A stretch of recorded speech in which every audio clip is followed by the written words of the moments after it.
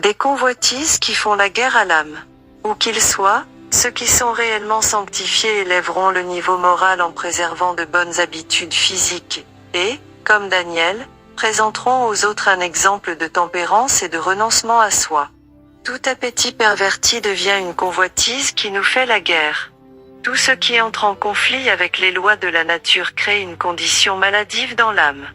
L'indulgence de l'appétit produit un estomac dyspeptique, un foie engourdi, un cerveau obscurci, et pervertit ainsi le tempérament et l'esprit de l'homme. Ces facultés affaiblies sont ensuite offertes au même Dieu qui refusait d'accepter les victimes pour le sacrifice à moins qu'elles ne soient sans défaut. Il est de notre devoir d'amener nos appétits et nos habitudes de vie en conformité avec les lois de la nature. Si les corps offerts sur l'autel du Christ étaient examinés et scrutés avec autant d'attention que l'étaient les sacrifices juifs, qui seraient acceptés? Combien les chrétiens devraient prendre soin de régler leurs habitudes afin de pouvoir préserver la pleine vigueur de chaque faculté employée au service du Christ. Si nous voulons être sanctifiés de corps, d'âme et d'esprit, nous devons vivre en conformité avec la loi divine.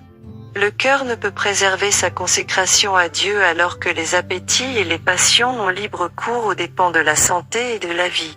Ceux qui violant les lois qui régissent la santé doivent en souffrir la punition. Ils ont tellement limité leur capacité en toutes choses qu'ils ne peuvent plus correctement s'acquitter de leurs devoirs envers leur prochain, et ils échouent complètement dans leur réponse aux exigences de Dieu.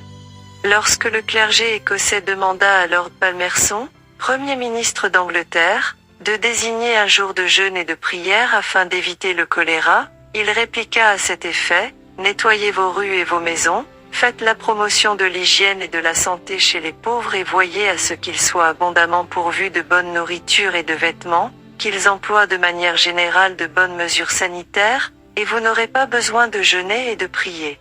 Le Seigneur n'écoutera pas non plus vos prières tant que ces moyens de prévention ne seront pas suivis. » Paul dit: « Purifions-nous de toute souillure de la chair et de l'esprit, en achevant notre sanctification dans la crainte de Dieu. » 2 Corinthiens 7.1. Afin de nous encourager, il nous présente la liberté dont bénéficieront ceux qui seront véritablement sanctifiés. Il n'y a donc maintenant aucune condamnation pour ceux qui sont en Jésus-Christ, qui ne marchent pas selon la chair, mais selon l'Esprit. Romains 8.1.